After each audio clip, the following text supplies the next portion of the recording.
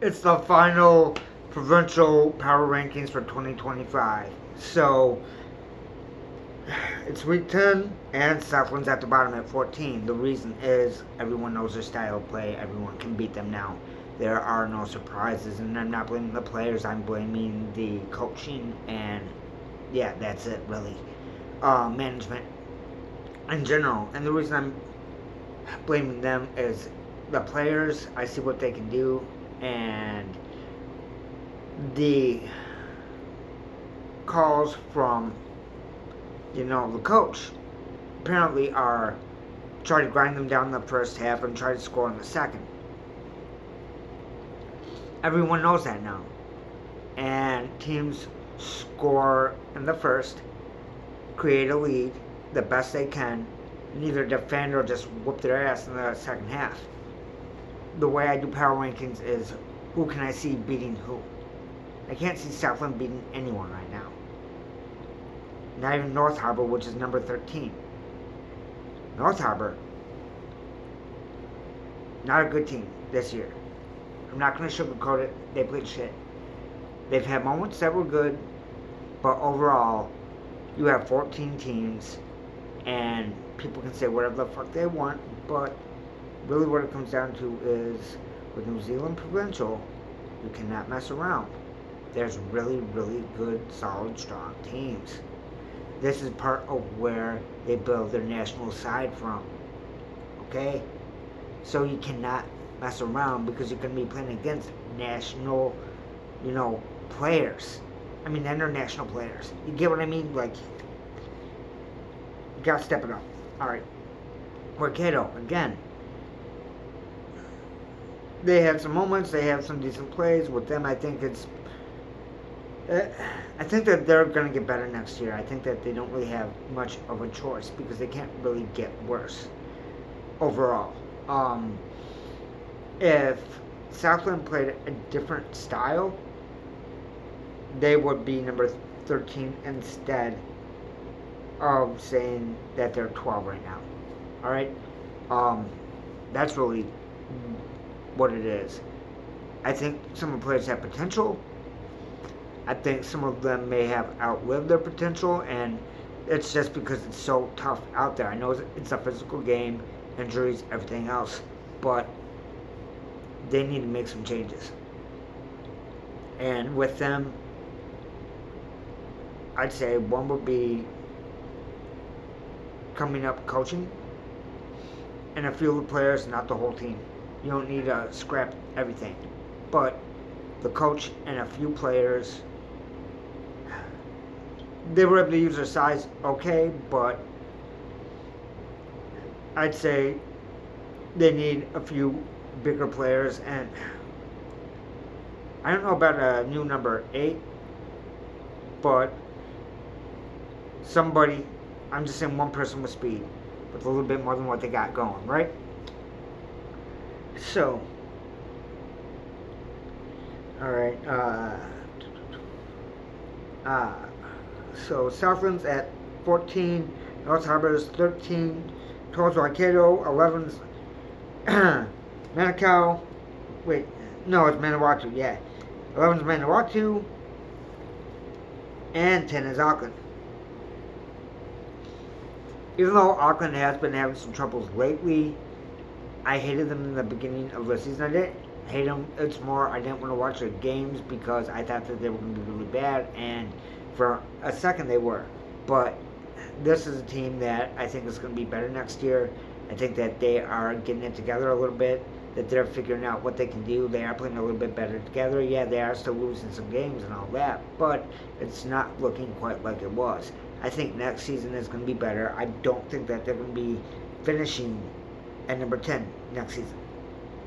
For me, I really don't. I think that they're going to be a bit higher up than that. I wouldn't be surprised if they can get it together. They might be able to make it all the way up to like number 6.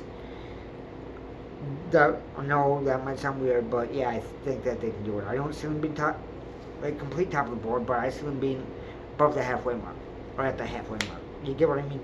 All right, counties. Another team that's going to be better next year. I mean, right now I have them at number 9, but they've been turning it around. Partially due to schedule, partially due to actually getting wins. And what I mean is, once they got a solid one, the confidence grew and they became a more dangerous team. It showed them what they need to do to win as well. They were able to double down on it. I know that's a dumb phrase, but what I mean is it looked like they were playing twice as hard. I'm not trying to be full of shit. That's really what it looks like now. They're a different team. They're a better team. Do they still make mistakes? Yes. Every team does. But they're looking a lot better than what they were. Alright, Wellington is going to be at number 8. And with Wellington, I really wasn't thinking that they were going to finish in the middle of the board, but they do. Unfortunately, with teams at the middle of the board, they're kind of forgettable. You know what I mean? I found myself. That was dumb. But yeah, I found myself not knowing if they were good or bad, like halfway through the season. I'd be like, Wellington, are they alright? Are they not? Like, Jim's about to come out. I forget. That's not good. You know, what that means is, yeah, you can beat teams like Southland, like North Harbor, Waikato, Manawatu, Auckland. You know, possibly even counties. I don't think they'd be counties right now. I think if they were played right now, counties would beat them. But, you know, Wellington has a chance, but I don't know if they'd step it up enough to match, you know, county's attack. But I'm not sure. But with Wellington, it's just, yeah, they're alright. Number 7, Bay of Plenty. Alright, they're one of my teams, and to me, the reason that they aren't forgettable is because if you're a fan of theirs at all, you know how aggravating they are. I just started following them this season, and damn, are they aggravating as hell. Alright, so they have a style of play that they can do, and they do it well, and when they do not play that style, it bites them in the ass. And I'm just going to say it's coaching. Period. I'm going to say it's management, coaching, whoever's making that call. Because you can't tell me that all these individual players, 15 of them, change playing style all at the same exact time because they choose to and want to. No, that's being handed down. You know what I'm saying? And that is what is getting them to lose. Now, Northland's not mentioned yet on the board, you know, for the power rankings, but I'm going to tell you flat out. Northland has a style of play. They grind you down and they try to score all game. That's what they do. That's it. That's what they do, and they get wins. Because they don't ever deviate from that style of play. Period. You know, Bay of Plenty does. If they didn't, they'd be a stronger team. They'd be harder to deal with, even though you know exactly what is coming at you. It's coming at you all game, and you have to be able to deal with it. You have to be able to deal with it. Because what else are you going to do? Lose. You can't switch up. You have to be consistent. You can switch up a play to throw them off, but you can't switch everything because your players are only physically good at certain things. Everyone has their, you know, strengths and weaknesses. And Bay of Plenty decides we're going to play against our strengths. I still don't get it. Alright?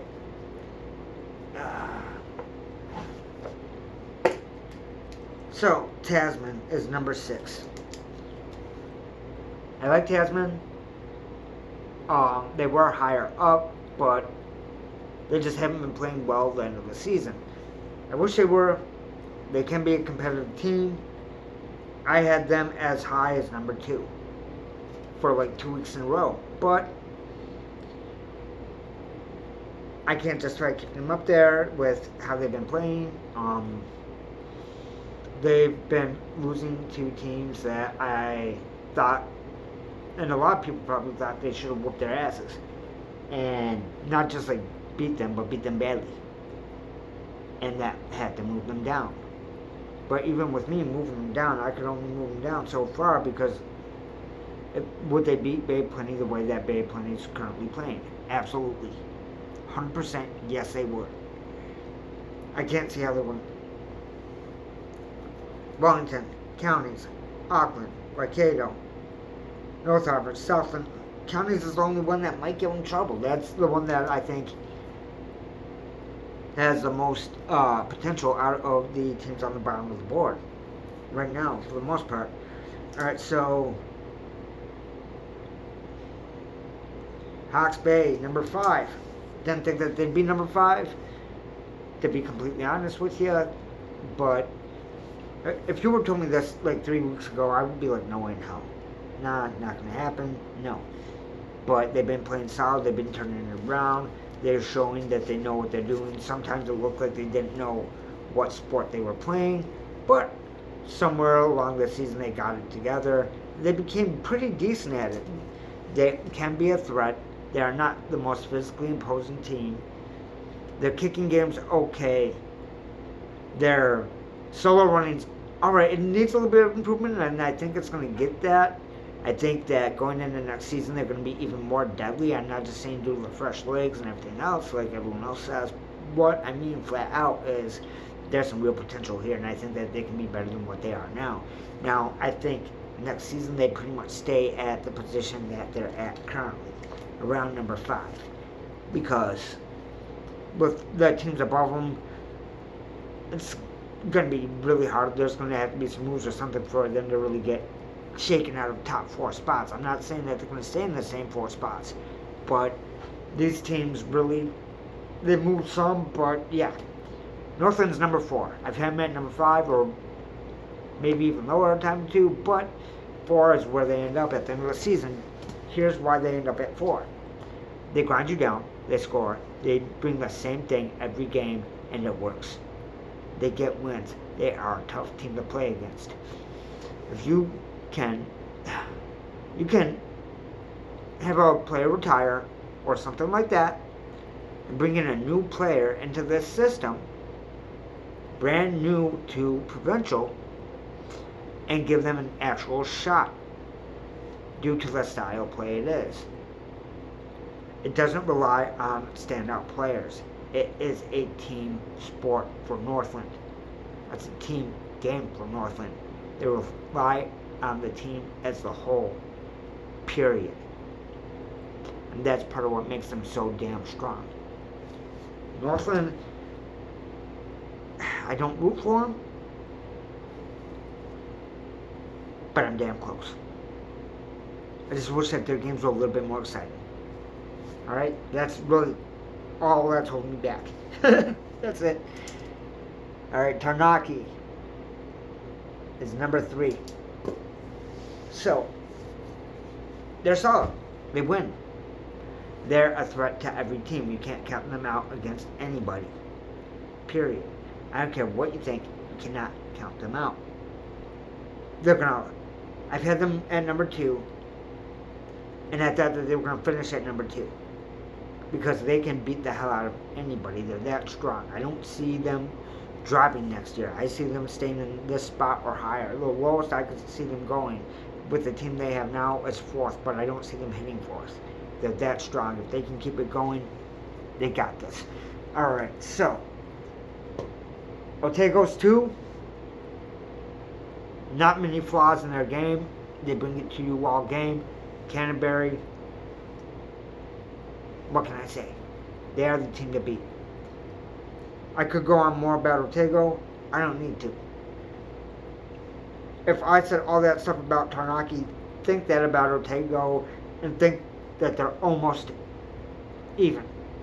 Like, Taranaki and Otago are number 2, basically. Okay, think of it that way.